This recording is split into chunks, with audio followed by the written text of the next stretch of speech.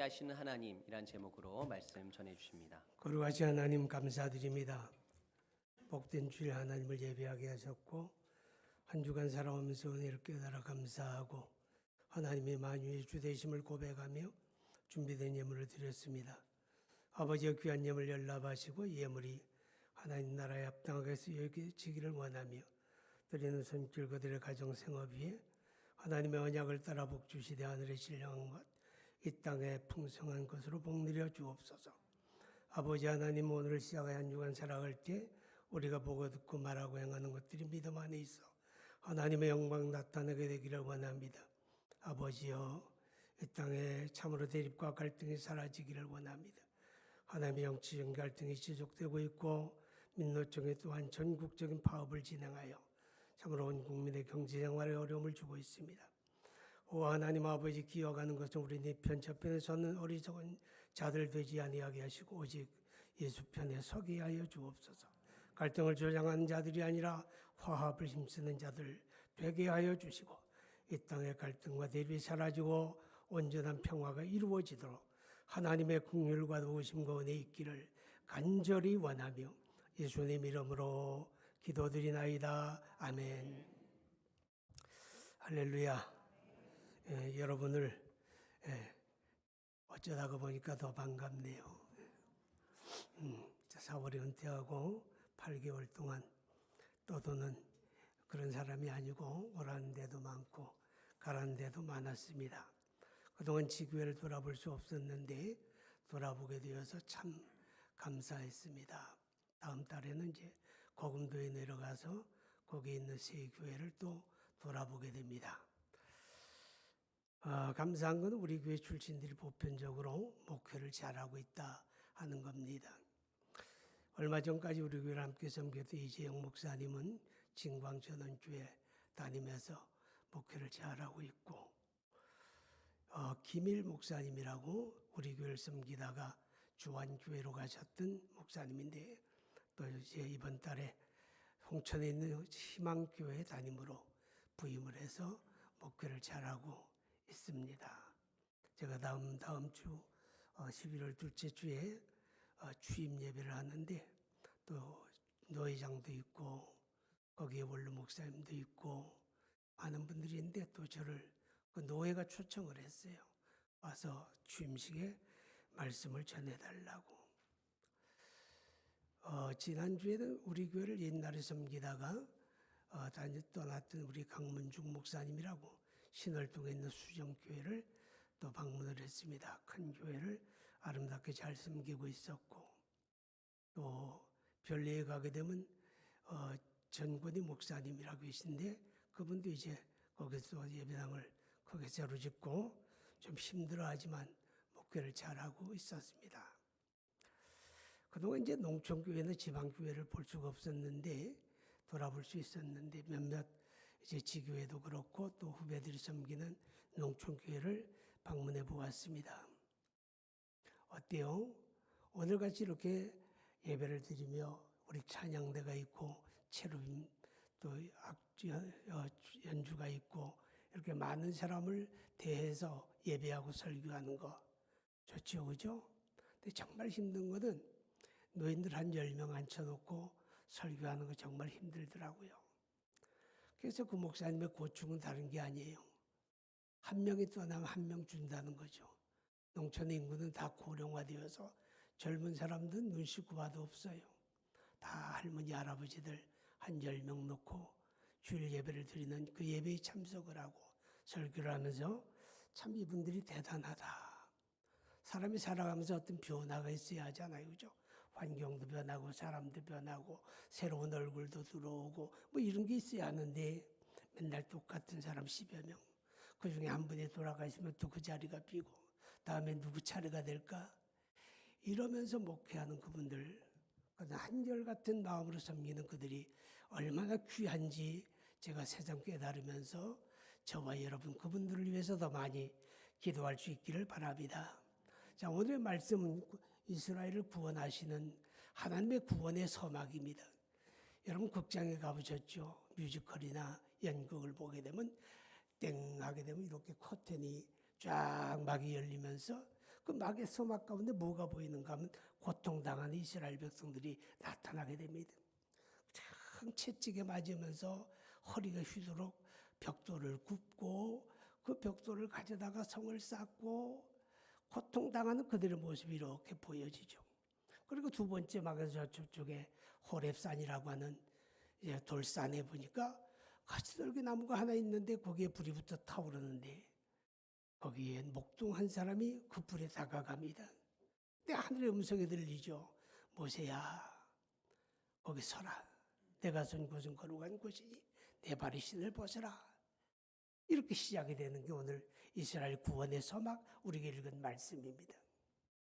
자, 여러분 이 말씀 가운데 우리가 깨닫는 건 뭡니까? 구원은 하나님이 하시는 일이라고 하는 것입니다. 할렐루야.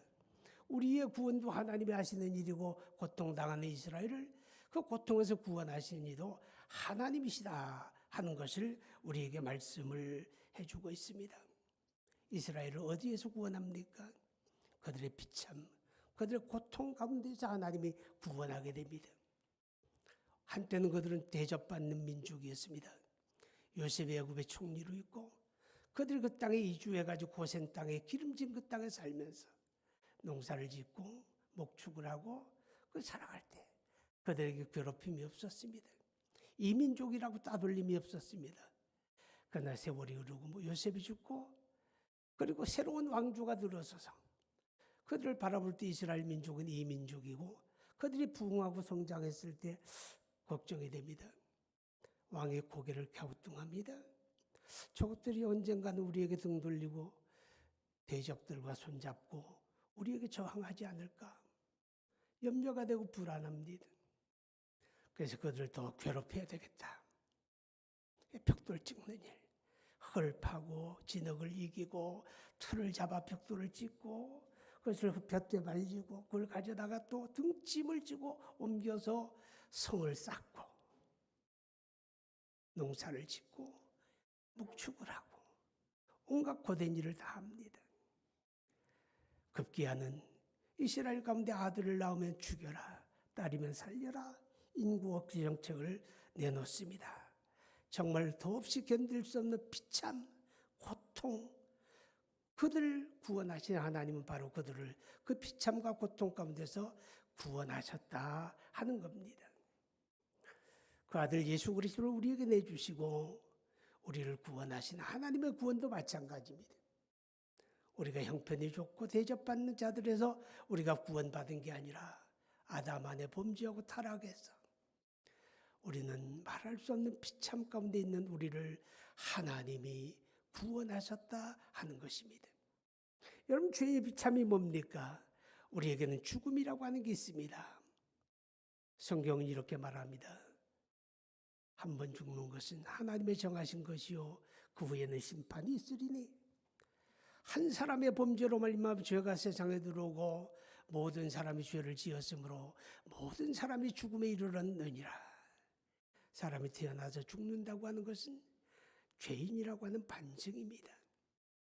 그 죽음의 비참, 육체의 죽음만 아니라 영적인 죽음이 있고 영원한 죽음이 있습니다. 인간이 죽음으로 끝나는 것이 아니잖아요. 그 후에는 심판이 있으리니 우리의 죄를 따라 하나님의 심판을 받고 영원한 형벌에 떨어지는 것이 있습니다. 그 비참해서 그것뿐만 아니라 우리 이 땅에 육체를 입고 살아가는 동안 태어나서 하늘의 부름을 받을 때까지 영화롭습니까?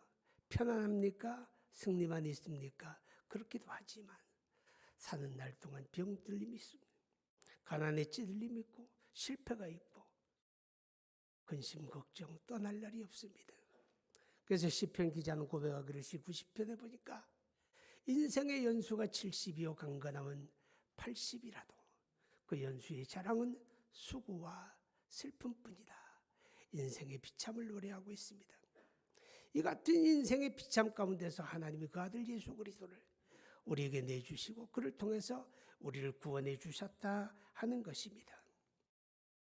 자, 히브리 3장 5절 6절을 한번 봅니다.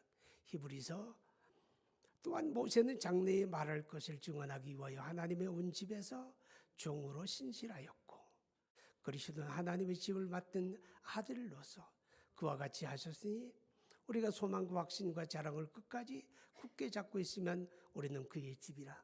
뭔 말입니까? 이스라엘을 구원하신 하나님이 먼저 모세를 만나시고 모세를 세우셨는데 그 모세는 누구냐? 역사 속에 오셔서 우리를 죄와 멸망에서 구원하시는 그리스도 예수의 그림자다. 그래서 모세와 예수를 이렇게 비교하고 있습니다. 바로 그리스도를 통한 하나님의 구원을 우리에게 계시하고 있다 하는 것입니다. 자, 이 하나님이 이제 이스라엘 가운데 오셔서 그들에게 자기를 소개합니다. 뭐라고 소개합니까? 오늘 6절에 보니까 또 이르시되 나는 내 조상의 하나님이니 아브라함의 하나님, 이삭의 하나님, 야곱의 하나님이라. 모세가 하나님 배웠기를 두려워하여 얼굴을 가리매. 하나님이 자기를 소개하는데 나는 너희 조상 아브라함과 이삭과 야곱의 하나님이다. 이렇게 말씀을 합니다. 거룩한 백성의 조상. 그 말은 무슨 말인가 하면 아직 이스라엘이라고 하는 건 이 땅에 존재하지 않았다는 겁니다. 하나님이 이스라엘이라는 어떤 민족을 택한 것이 아니라 존재하지도 않았는데 아브라함과 이삭과 야곱을 통하여 하나님이 이스라엘이라고 하는 민족을 조성하셨다 하는 것입니다. 자, 우리 성경 이사야 43장 1절 한번 봅니다. 이사야 43장 1절 나와요. 여러분 찾으세요. 설교 들으면서 한번 찾아볼까요? 43장 1절. 자, 시작. 야곱아, 너를 창조하신 여호와께서 지금 말씀하시느니라. 이스라엘아, 너를 지으신 이가 말씀하시니라. 너는 두려워하지 말라. 내가 너를 구속하였고 내가 너를 지명하여 불렀나니 너는 내 것이라. 자, 여기 보게 되면 왜 그들이 하나님의 백성이냐? 내가 너를 창조했다. 내가 너를 지었다. 내가 너를 구속했다. 그래서 너는 내 것이다. 존재하지 않았는데 하나님의 아브라함과 이삭과 야곱 안에서 이미 그들을 택하시고 하나님이 조성하셨다라고 하는 것을 우리가 깨닫게 됩니다. 여러분, 아브라함과 이삭과 야곱은 어떤 사람입니까? 어느 날 비가 세차게 쏟아지고 하늘에서 번쩍하더니 어떤 사람이 땅에 탁 떨어졌는데 그 사람이 아브라함이다. 그건 영화죠.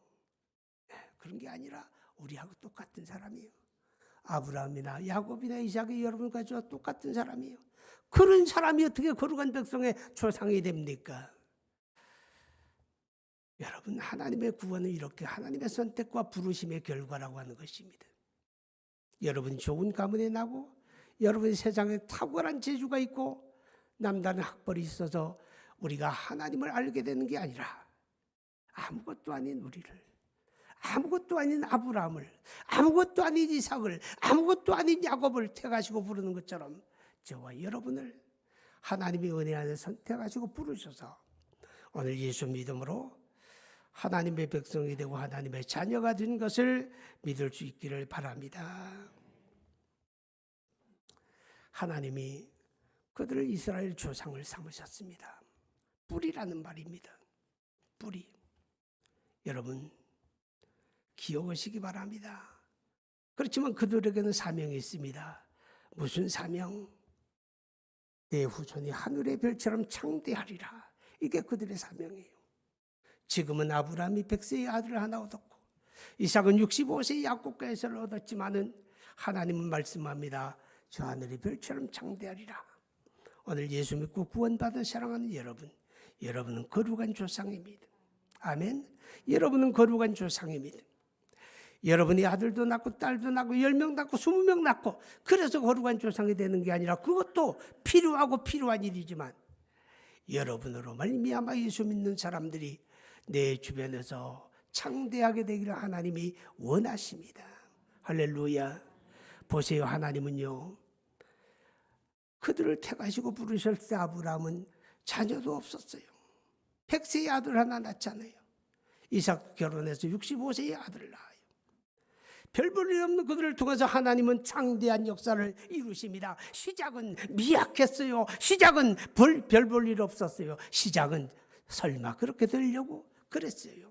그런데 하나님은 사람이 할 수 없는 그 일을 하나님은 하셨으니 출애굽 당시 이스라엘 백성들은 무려 200만을 헤아리는 큰 민족을 이루었다 하는 것입니다.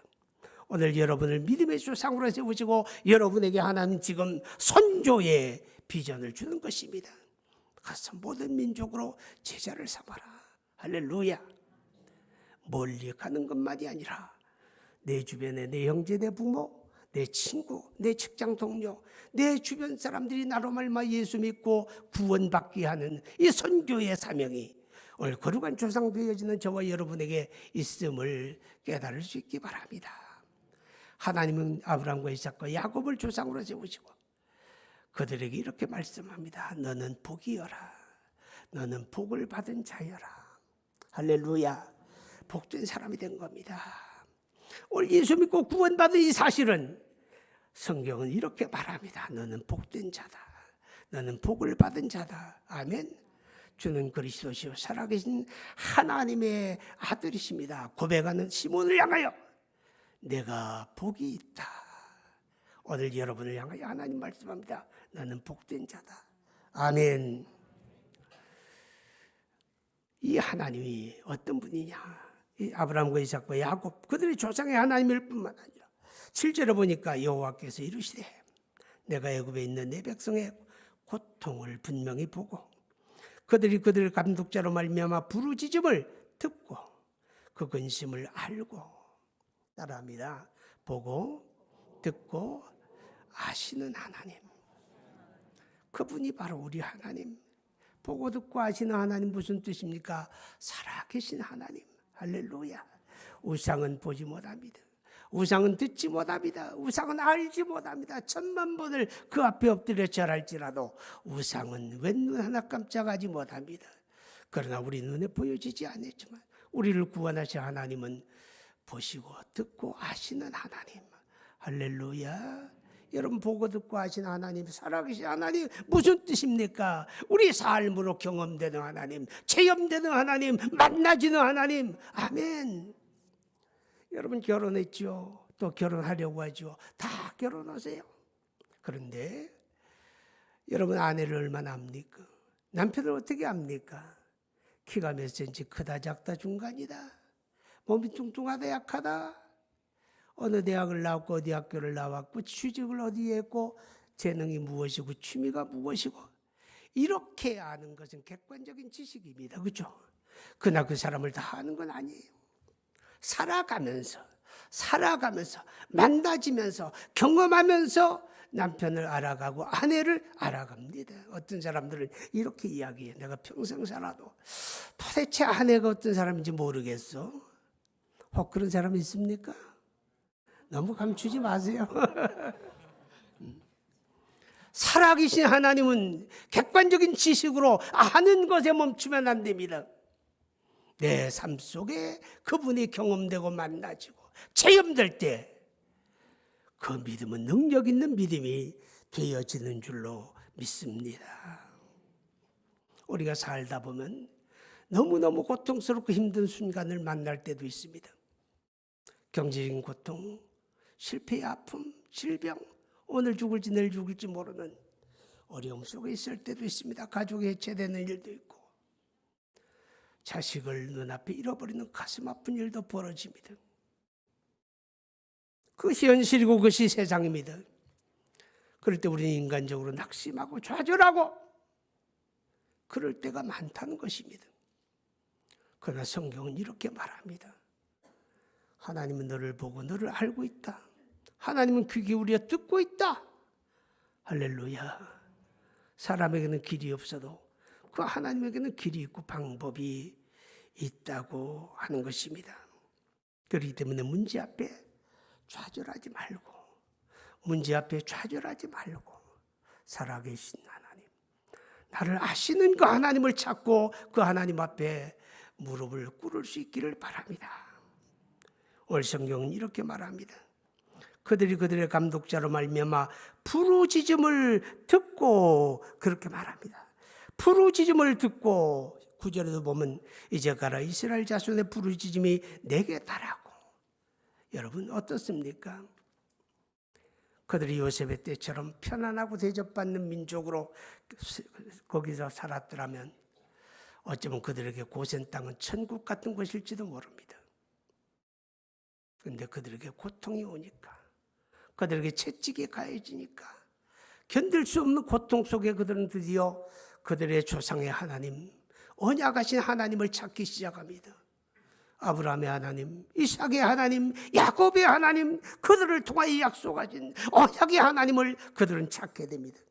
그럴 때 하나님이 그들을 보고 듣고 아시기 때문에 하나님의 구원의 역사가 문이 열려집니다. 우리도 마찬가지입니다. 하나님의 자녀된 저와 여러분에게 가진 가장 고상한 특권 중에 하나는 이렇게 하나님을 예배할 수 있다는 것이고, 그분을 나의 아버지로 고백하며 기도할 수 있다는 겁니다. 기도할 수 있는데 아직 무릎도 꿇지 않으면서 인간적으로 낙심하고 좌절하는 것은 바로 불신앙에 해당된다고 하는 사실을 우리는 깨달을 수 있기를 바랍니다. 어떤 때 우리는 그렇게 생각합니다. 너무 힘든데 하나님 언제까지입니까? 하나님 언제까지입니까? 이 고통이, 이 어려움이 언제까지입니까? 언제까지일까요? 언제까지일까요? 여러분이 무릎 꿇는 그때까지입니다. 하나님, 나는 할 수 없어요. 하나님 항복! 여러분이 무릎을 꿇고 사랑의 하나님을 바라볼 때, 그때까지 하나님은 보고 계시지만 그때부터 일하십니다. 그때부터 하나님의 구원의 손길이 역사하기를 시작한다 하는 것입니다. 2절의 말씀을 보게 되면 여호와의 사자가 떨기나무 가운데서 나오는 불꽃 안에서 그에게 나타나시니라. 5절에 보면 하나님이 이르시되 이리로 가까이 오지 말라. 내가 선 곳은 거룩한 땅이니 내 발에서 신을 벗으라. 이스라엘을 구원하신 하나님은 아브라함과 이삭과 야곱의 하나님, 그들을 보고 듣고 아시는 하나님, 그리고 그분은 거룩하신 하나님입니다. 거룩하신 하나님, 여러분은 거룩한 하나님의 자녀, 하나님의 권속이 되었습니다. 하나님이 거룩하시다고 하는 게 뭡니까? 거룩하다, 절대 선하다, 절대 성결하다, 절대 의롭다. 그것이 거룩함 속에 담겨져 있습니다. 그 거룩한 하나님이 불꽃 가운데 나타났다는 말은 뭡니까? 죄인이 절대로 다가갈 수 없는, 죄인은 결코 하나님을 찾을 수 없는 하나님이란 뜻이에요. 죄인은 하나님 앞에 나타나면 죽음을 당할 수밖에 없어요. 내가 불꽃 가운데 다가오면 불에 살라지는 것처럼 죄인은 하나님을 가까이 할 수 없다는 겁니다. 그 절대 선하시고 절대 성결하시고 절대로 의로우신 거룩한 하나님이 어느 날 보이지 않는 그 하나님이 인간의 몸을 입고 우리 가운데 오셔서 우리를 위하여 피 흘려 죽으심으로 우리를 영원한 죄에서 구원하시고, 이제는 하나님이 그리스도 안에서 우리를 부르시고 너는 나의 딸, 나의 아들이라고 말씀해 주십니다. 그렇기 때문에 우리가 하나님 앞에 나아가는 자격은, 내가 새벽기도 열심히 하는 거 중요해요. 그러나 그거 가지고 가는 거 아니에요.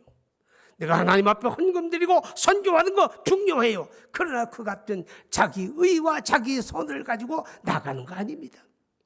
나는 부족하고 나는 험을 받아도 오직 예수의 십자가로 말미암아 하나님 앞에 나아갑니다.